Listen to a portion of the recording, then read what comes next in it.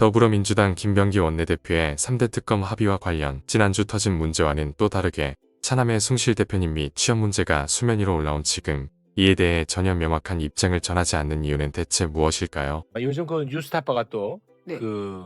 이번에 그 김병기 예. 정청래 사태 터지기 전부터 김병기 원내대표와 관련된 비위 사실 예. 계속해서 예. 꾸준히 문제 제기를 해오고 있지 않습니까? 예, 맞습니다. 저는 그걸 다 보고 있는데 예. 와 이번에는 근데 너무 좀 명확한 증거 나온 거 아닌가요? 그 빗썸 말씀하시는 건가요? 빗썸도 그렇고 그 산업대. 숭실대학교 편입 예. 과정도 그렇고 예. 근데 너무 대응이 좀 아쉽더라고요. 예, 저는. 저도 첫 번째 대응부터 그냥 가짜 뉴스라고 규정하고 네. 저희를 이렇게 폄훼하는 발언을 하셨잖아요. 네네. 그러니까 저희가 여러 차례 정말 수차례 모든 방법을 동원해서 그 반론을 받기 위해 노력을 했었거든요. 근데 거기에 대해서 답변 안 하시다가 그 다음에 페이스북을 통해서 그렇게 답변하시는 게 좀 굉장히 아쉬웠고, 그다음에 여전히 그 핵심 의혹, 그다음에 차남을 그 학사 편입시키는 데 있어서 어떤 힘을 발휘하신 거 아니냐는 네. 취지의 어떤 중심 핵심 질문에 대한 답변을 안 피해가더라고요. 해주시는 것 같아요. 피하더라고요. 네. 예. 그래서 저희는 계속 답변 기다리고 있는 상황이니까요. 네. 아 근데 이 보도를 이제 제가 딱 정리를 해가지고 네. 이거를 한번 다뤄야 되겠다고 계속 이제 들고 다녔는데 예. 이번에 그 터진 거야. 이 갈등 구조가 터진 거죠. 그렇죠. 이번에는 뭐 옳고 그름보다도. 근데 내가 이 김병기를 다뤄? 그럼 마치 어느 한쪽 편을 들고 한쪽을 내가 이렇게 받아들여질까봐 시기적으로. 이게 참 좀 고민이 많았습니다. 네, 개인적으로. 그래서 저희가 원래 일부 냈던 그 기사를 소위 받아 쓰는 언론사가 없었고, 없었어 이것도. 김병기 대표님의 그 어떤 입장을 그 대변하는 기사들 훨씬 많이 나왔거든요. 네. 그래서 저희 많이 불러주시면 아마 기자들 네. 올 것 같습니다. 아니 제가 또 정무적 판단이 좀 들어가. 이러면 안 되는데 저도 이게 또 오해를 사니까. 그래서 이 본질이 사라지고 그 오해가 커지면은 또 바보 예, 같은 그렇죠. 짓이잖아요. 예. 그래서 좀 고민을 좀 했는데 한번 음. 여쭤봤습니다. 네. 예. 근데 아무튼 이번 사태와 전혀 무관하게 맞습니다. 뉴스타파는 계속해서 꾸준히 보도를 하고 있는 상태였다는 예, 거 이전부터 그렇습니다. 네, 되게 신중하게 취재를 많이 했습니다. 네. 근데 취재가 제 관점에서는 되게 꼼꼼하게 잘 됐던데. 네, 맞습니다. 네. 정보기 청구도 하고 막 그랬었잖아요. 알겠습니다. 예. 네. 당대표와 원내대표의 소통 오류로 억울함을 가질 수밖에 없게 된 김병기 의원. 하지만 그렇다고 보기 민망한 건들거림을 표출하며 많은 국민들에게 불편함을 꼭 안겨줬어야 했는지 심히 의심이 들지 않을 수 없습니다. 그럼 정치 패널들은 이런 김병기 원내대표에 대해 어떻게 생각하는지 들어보겠습니다.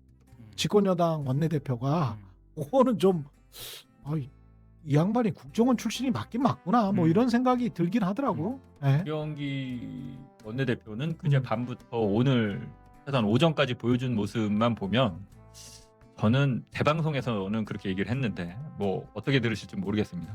무지하게 세게 얘기하던데요. 뭐라고 했어요? 국회의원도 좀 아까. 이 사람. 국회의원도 네, 아깝다. 국회의원도 아까. 왜냐하면 어찌됐건 정치인은 태도와 메시지로 국민들을 설득하려고 하는 게 제1 덕목인데 문제가 날 수도 있고 실수도 할 수 있고 뭐 할 수도 있었어요. 그러니까 가수인에 불과할 수도 있어요. 뭐 대통령실에 오더받고 했을 수도 있어. 예. 그건 모르죠. 본인들이 설명을 안 하니까. 그렇지. 근데 어찌됐건 본인이 웃으면서 사진 찍었잖아. 그래서 이 협상이 만약에 잘 된 거라고 박수 받을 거면 본인이 그 과실 따먹을 거잖아요. 그렇죠. 근데 문제가 됐는데 난 몰라. 당대표한테 물어봐. 이러면서 거들먹거리는 지금 태도까지 보이고 있는데요. 이러면은 지금 이 민주당 이 지지자들의 눈높이에 이거 못 맞출 겁니다. 그리고 이런 이제 식으로 페이스북에는 이렇게 썼네요. 3대 특검법과 관련해서는 3대 특검법 개정안 통과는 의총에서 민주당 의원 전체 요청으로 뜻모아 마련한 법안입니다. 예, 김병기 예. 원내대표가. 그거는 좀 사실과 다른 것 같습니다. 왜냐하면 이게 나오고 나자 정말 많은 의원들이 몰랐다라고 얘기를 했는데 그럼 그 많은 의원들이 다 거짓말을 한다는 얘기인가요? 많은 민주당 의원들이? 이게 또 이제 나는 책임지지는 못하겠다. 그러니까 이게 근데 원내대표는 사실은 책임지는 자리거든. 그러니까요. 책임지고 협상을 하는 자리잖아.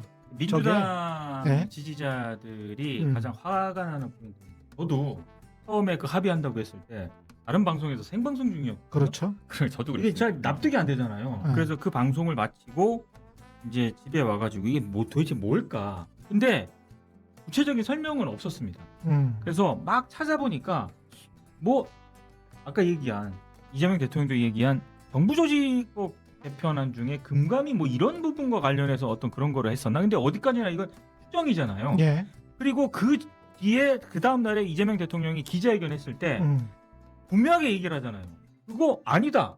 나는 몰랐다. 선 그었지 않습니까? 예. 그러면은 이제 공이 다시 민주당으로 넘어왔잖아요. 그러면 그 다음에 민주당이 해야 되는 거는 설명을 해줘야 되는 거거든요. 그렇죠. 협상 과정에서 이런 이유 때문에 우리가 이렇게 했는데 지금 이렇게 설명해줘야 되는데 지금까지도 그 설명을 어느 누구도 안 하고 있어. 그렇지. 이게 저는 가장 문제인 것 같아요. 그러니까 이거- 당대표하고 원내대표가 보다 책임감을 갖고 설득을 해야 됩니다.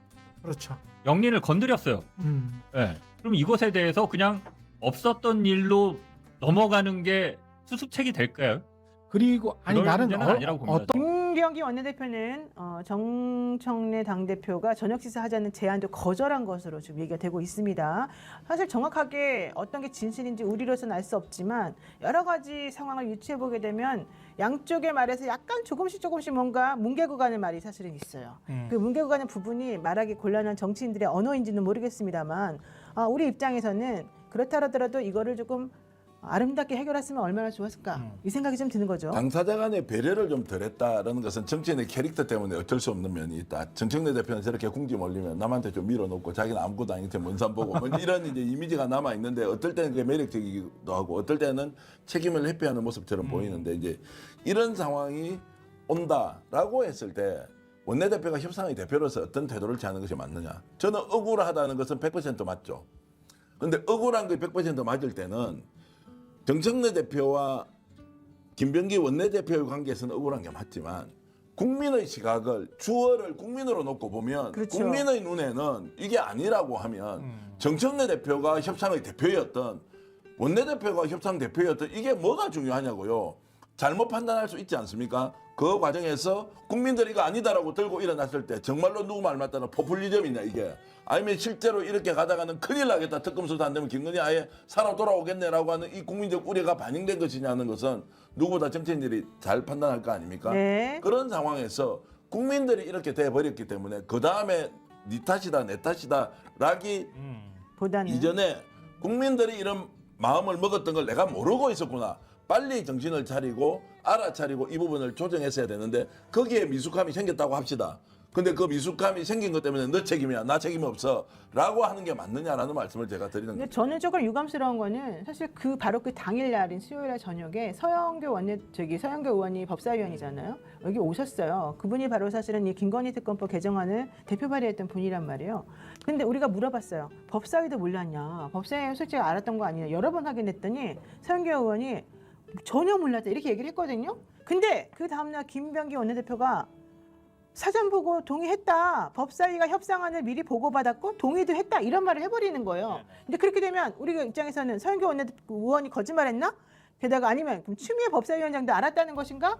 게다가 우리가 그날 확인한 거는 사실 김영민 의원의 얘기도 들었고 다 전화해봤어요. 다 확인해봤어요. 우리가 전부 다. 근데 아니라 그랬는데 갑자기 김병기 원내대표가 법사위가 협상안을 미리 받고 동의했다. 이런 말을 해버리니까 이거 뭐지? 이분들이 우리한테 거짓말했나 이런 생각이 들었어요. 근데 아니나 다를까 추미애 법사위원장이 페이스북에 썼죠. 법사위가 협상안을 미리 보고받고 동의했다는 사전 보고 동의 논란은 유감이다. 이게 이제 정치연으로 유감이라는 말이지. 김병기 원내대표 사실 그렇게 안 했잖아요. 왜 우리한테 덮어씌워 이 말이거든요. 추 위원장은 여기다 이렇게 또 말했습니다.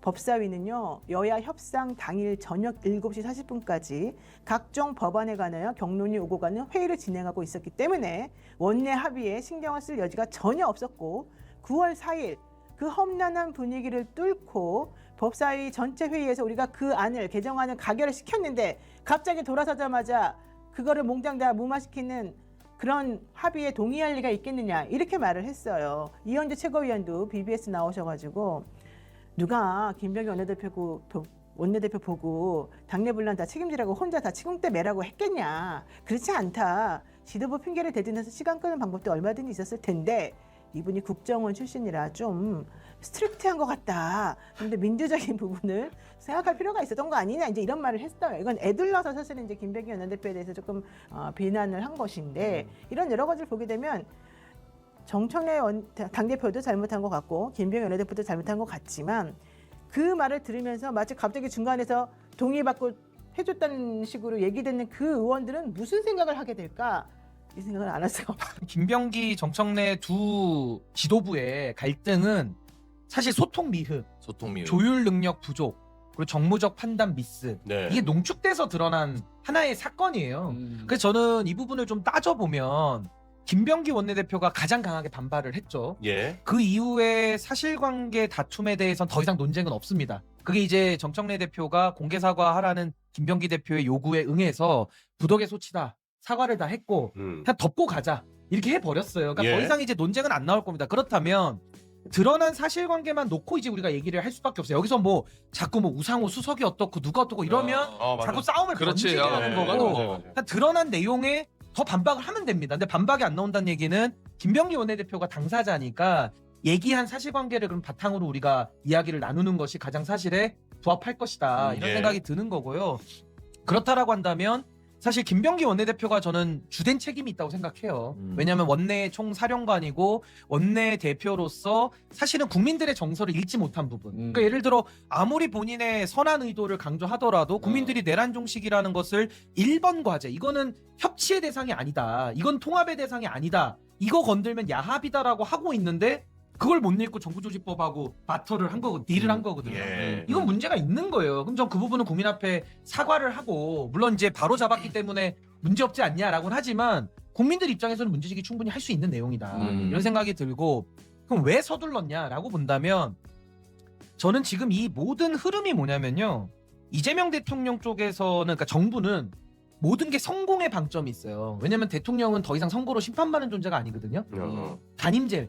이제는 이재명 대통령은 지지율 방어하고 성공한 대통령으로 퇴임하는 것만 목표지 당장 선거로 받을 일이 없어요. 근데 당은 어떻습니까? 당장 내년에 지방선거 있죠? 또 내년에 당대표 선거 있죠? 또 그 다음에 총선 있죠? 또 다음 대선도 있는 거예요. 그러니까 당은 아무래도 민심을 수렴하는 기능도 해야 되지만은 단기 성과에 더 집착할 수밖에 없다. 현재 상황이. 그래서 지금 이게 갈리다 보니까 당에서 저는 9월 25일자로 정부조직법 개편안을 상당히 중요하게 보고 있었다. 성과의 면에서. 그러니까 빨리 밀어붙일 필요가 있는 것이고 그러다 보니까 통합의 대상의 원칙에 맞지 않는 부분까지도 건든 거죠. 성과에 좀 조급함 때문에. 그래서 저는 그 부분이 문제의 핵심인데 아마 이런 얘기는 많이 안 짚어서 저는 그래서 이런 얘기를 하는 이유가 앞으로도 성과에 너무 집착해가지고 일이 잘못되도록 만들면 이거 이런 얘기 더 나온다. 그리고 지금 정청래 대표랑 김병기 원내대표는 감정의 골이 많이 상해 있는 건 맞아요. 어제 기자들 앞에서도 정청래 대표라는 말도 안 쓰고 그냥 정청래한테 물어보라 그래. 정청래 사과하라 그래. 이렇게까지 나오고 기사에도 경로라고 나갔어요. 이 윤석열 경로 이후에 정치인의 이런 감정적인 모습을 우리가 되게 오랜만에 보는 거거든요. 그래서 이게 참 민주당 안에서 나왔다라는 게 참 안타깝고 앞으로는 이런 일이 없어야 되기 때문에 이걸 그냥 좋은 게 좋다고 우리 갈등 아니야. 전 이게 가장 나쁘다고 봅니다. 아니 이미 다 국민들이 다 봤는데 이거 아무 일도 아니야. 그럼 우리는 뭐 꼴 본 겁니까? 그건 아니잖아요. 그냥 정직하게 인정하고 잘못된 게 있으면 솔직하게 인정하고 고치면 된다. 그렇죠. 그게 잘 하면 되는 거예요. 그 위기 관리 능력. 그렇죠. 그게 중요한데 지금 막 위기가 발생해 가고 있는데도 이제 당장이 또 다급하니까 아유 아무 일도 없는 거야 못 본 척해 그냥 우리는 좋은 게 좋은 거야 이건 아니다. 제 생각에는 반복된다. 그런 생각을 좀 갖고 있습니다. 조국의봉 채널은 시청자분들의 구독과 좋아요를 항상 부탁드립니다.